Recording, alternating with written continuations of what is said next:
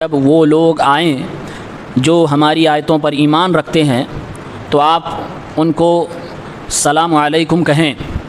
اور انہیں یہ بھی بتائیں کہ ان کے رب نے اپنے اوپر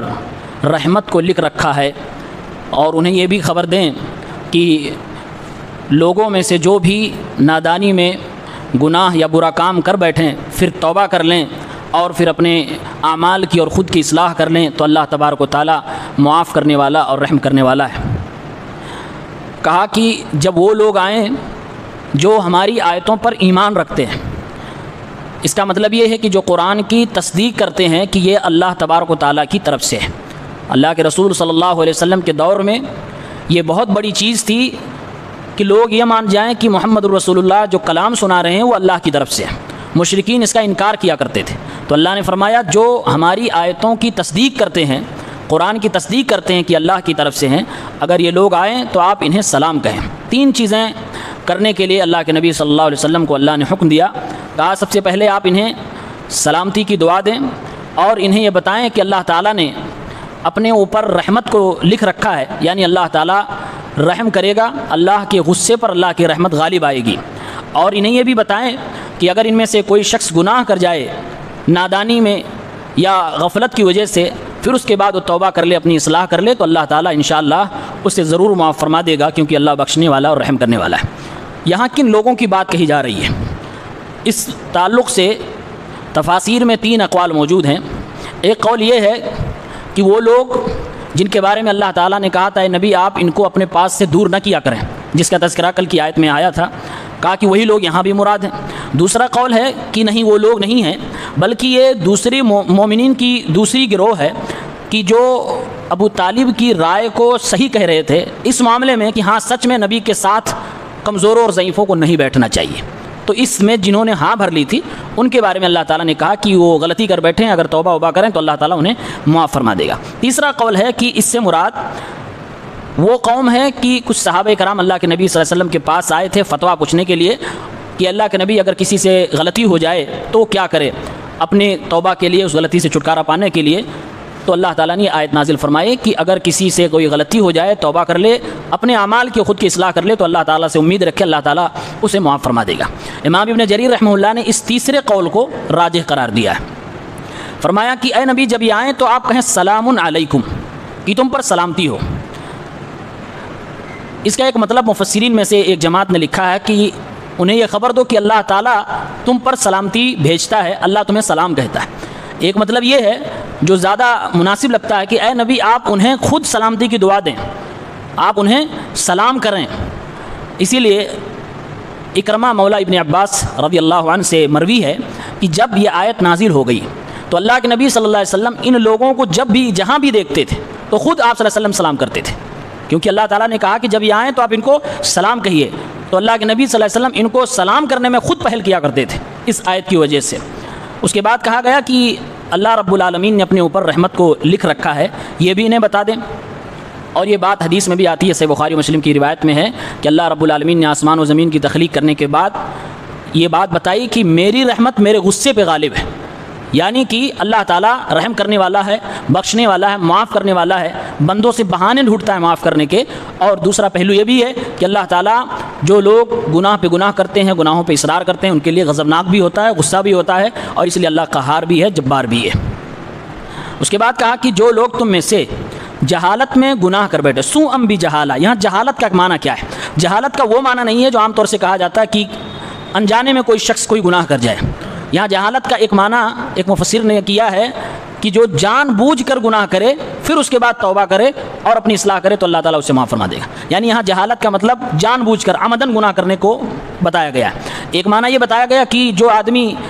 جلد بازی میں غفلت میں گناہ کرتا ہے اور کسی کی باتوں میں آ کر گناہ کرتا ہے یا اپنے نفس کے دباؤ میں آ کر گناہ کرتا ہے، اپنے نفس پہ کنٹرول نہ کر پا کر گناہ کرتا ہے، تو وہ مراد یہاں پر ہے۔ اسی لیے اسلاف میں سے بعض کا قول منقول ہے کل من عصى الله فهو جاہل، ہر وہ شخص جو اللہ کی نافرمانی کرتا ہے وہ جاہل ہے۔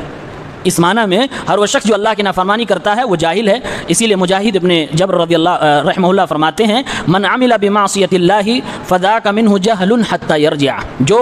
اللہ کی نافرمانی کرتا رہتا ہے تو وہ اس کی جہالت ہے، جب تک کہ وہ اپنی جہالت سے واپس نہ آ جائے، یعنی گناہ سے توبہ نہ کر لے۔ تو یہاں جہالت کا مطلب وہ جہالت نہیں ہے کہ کسی کو حلال و حرام نہ پتہ ہو پھر اس کے بعد گناہ کر بیٹھے، کیونکہ اگر کسی کو علم ہی نہ ہو اور علم کے وسائل و ذرائع بھی اسے میسر نہ ہوئے ہوں تو ویسے ہی وہ بخشا بخشایا ہے، اللہ تعالیٰ اس کی گرفت نہیں کرے گا، اس لیے یہاں پر وہ مراد نہیں ہے، کیونکہ بعد میں توبہ کی بات کہی جاتی ہے۔ توبہ کی بات سے لگ رہا ہے کہ یہاں پر وہ جہالت مراد نہیں ہے جو عام طور پہ معروف ہے۔ اس آیت کے اندر صحابہ کرام کی یا اللہ کے نبی صلی اللہ علیہ وسلم کے دور کے مومنوں کی فضیلت وارد ہوئی ہے۔ فضیلت نمبر 1 کہ اللہ تعالیٰ نے اپنے نبی کو مخاطب کیا، فرمایا کہ جب وہ لوگ آپ کے پاس آئیں جو ہماری آیتوں پر ایمان رکھتے ہیں، یعنی ہماری کتاب قرآن کی تصدیق کرتے ہیں، اور ظاہر سی بات ہے یہ صحابہ کرام کے بارے میں کہی جا رہی ہیں، اب وہ چاہے چھوٹے صحابہ ہوں یا بڑے صحابہ ہوں، کبار صحابہ ہوں، صغار صحابہ ہوں، مالدار ہوں، غریب ہوں، تمام اس دور کے جو مومن تھے، مسلم تھے، سب اس کے اندر داخل ہیں۔ اور یہ صحابہ کرام کی اللہ رب العالمین کی طرف سے صحابہ کے لیے ایک سند ہے کہ یہ لوگ قرآن کریم کو اللہ رب العالمین کی طرف سے مانتے تھے اور تصدیق کرتے تھے، اور اللہ رب العالمین ان کو سند دے رہا ہے کہ اے نبی صلی اللہ علیہ وسلم یہ لوگ ہماری کتاب کی تصدیق کرنے والے ہیں، یعنی یہ پکے مومن ہیں، ان کے بارے میں ذرہ برابر شک نہیں کیا جا سکتا۔ دوسری فضیلت یہ ہے کہ اللہ تعالیٰ نے نبی کو حکم دیا کہ آپ سلام علیکم کہیں، اسی لیے ابن عباس رحمہ اللہ کے مولا اکرمہ سے منقول ہے کہ اللہ کے نبی ان کو جب دیکھتے تھے تو خود آپ سلام میں پہل کرتے تھے، ورنہ ہوتا یہ ہے کہ اگر آپ بیٹھے ہوں اور کوئی دوسرا داخل ہو تو اس کا حق ہے وہ سلام کرے، بیٹھا ہوا شخص سلام نہیں پہل کرے گا، لیکن اس آیت کی بنیاد پر کہتے ہیں کہ اللہ کے نبی صلی اللہ علیہ وسلم ان کو خود سلام کرتے تھے، تو یہ بڑی فضیلت ہے کہ اللہ کے نبی صلی اللہ علیہ وسلم ان کو خود سلام کریں۔ اور دوسری بات، سلام ایک دعا ہے، اس کے تعلق سے التحریر والتنویر میں ابن عاشور نے لکھا ہے کہ عرب میں جب سلام کا رواج عام ہوا تو یہ ایک انقلاب تھا، یہ مسلمانوں کا ایک شعار سمجھا گیا۔ کیوں؟ اس لیے کہ چوری ڈکیتی بہت عام تھی، اگر کوئی اجنبی شخص کسی کے سامنے آتا تھا تو وہ اپنے آپ کو محفوظ نہیں سمجھتا تھا، اسے خطرہ ہی ہوتا تھا کہ سامنے والا ابھی ہم کو لوٹ لے گا۔ تو جب اسلام آیا اور اللہ کے نبی صلی اللہ علیہ وسلم نے یہ مسلمانوں کو سکھایا تو ایک مسلمان جب کسی سے ملتا تھا تو اجنبی ہو یا کوئی پہچان والا ہو سب سے کہتے تھے السلام علیکم، تو جیسے ہی منہ سے بولتا السلام علیکم اگلا سمجھ جاتا تھا یہ مجھے لوٹے گا نہیں، کیونکہ اس کا معنی ہی ہوا کہ تم پر اللہ کی سلامتی نازل ہو، مطلب یہ ہے کہ تم مجھ سے کسی طرح کا کوئی خطرہ محسوس نہ کرو۔ تو یہ سلام کا اپنا ایک الگ انداز تھا اس زمانے میں، اس لیے اللہ کے نبی صلی اللہ علیہ وسلم نے فرمایا کہ جس کو پہچانتے ہو اسے بھی سلام کرو، جس کو نہیں پہچانتے ہو اسے بھی سلام کرو۔ قیامت کی نشانیوں میں سے ہیں کہ لوگ صرف پہچان والوں کو سلام کریں گے، جس کو نہیں پہچانتے ہوں گے اس کو سلام نہیں کریں گے، قیامت کی نشانیوں میں سے۔ تو یہ صحابہ کی فضیلت ہے کہ اللہ کے نبی صلی اللہ علیہ وسلم کو کہا گیا کہ آپ ان سے سلام کریں۔ اگر یہ نہ مراد ہو کہ اللہ کے نبی خود پہل کرتے تھے، اگر اللہ کے نبی جواب میں بھی کہتے تھے تب بھی یہ صحابہ کے لیے بڑی فضیلت ہے، اللہ کے نبی کی زبان سے یہ دعا نکلے کہ تم پر سلامتی نازل ہو۔ اور تیسری فضیلت یہ ہے کہ ان کو بشارت دی جا رہی ہے، عزت دی جا رہی ہے کہ تم گھبراؤ نہیں، اللہ تعالیٰ کی رحمت غالب ہے اس کے غصے پر، اگر تم سے بتقاضائے بشریت انسان ہونے کے ناطے کوئی گناہ ہو جائے تو تمہیں گھبرانے کی ضرورت نہیں ہے، توبہ کا دروازہ کھلا ہے، توبہ کر لو، اللہ تعالیٰ تمہیں معاف کر دے گا، بخش دے گا۔ اور یہ صحابہ کرام کے لیے بلکہ تمام دور کے مومنین کے لیے، مسلمانوں کے لیے جن سے انسان ہونے کے ناطے خطائیں غلطیاں ہو جاتی ہیں، اللہ کی طرف سے ایک بشارت ہے، خوشخبری ہے۔ تو اللہ تعالیٰ نے اپنے نبی کو حکم دیا، اے نبی صلی اللہ علیہ وسلم جب ہمارے یہ بندے آپ کے پاس آئیں تو انہیں آپ عزت سے نوازیے۔ سلام اگر آپ کسی کو کرتے ہیں، پہل کرتے ہیں، تو گویا کہ آپ اس کو مزید عزت دے رہے ہیں۔ آج کے دور میں بھی اگر آپ کے دل میں کسی کی زیادہ عزت ہوتی ہے تو وہ جب آئے تو آپ خود سلام کرتے ہیں، اور اگر ایسا نہ ہو اگلا سلام کرے تو آپ فوراً جواب دیتے ہیں، اس سے بھی محبت ظاہر ہوتی ہے۔ گویا کہ اللہ تعالیٰ نے فرمایا اے نبی آپ ان کو عزت دیجئے، عزت دیجئے ان کو، تکریم ان کی کیجئے۔ تو تکریم کرنے کا حکم دیا گیا کہ جو لوگ قرآن کی تصدیق کرتے ہیں اور اللہ کی آیتوں پر ایمان رکھتے ہیں ان کو عزت سے نوازا جائے، اور یہ جماعت صحابہ کرام کی جماعت تھی، اس لیے صحابہ کی ایک بڑی فضیلت ہے کہ اللہ تعالیٰ نے ان کے لیے قرآن کی آیت نازل فرمائی، جس کی وجہ سے ان کو لوگوں میں، عام مسلمانوں کے درمیان ایک خاص رتبہ و مقام ملا کہ ہمارے نبی صلی اللہ علیہ وسلم ان کا خاص خیال رکھتے تھے۔ اللہ سے دعا ہے پروردگار ہم سب کو صحابہ کی عظمت سمجھنے کی توفیق دے۔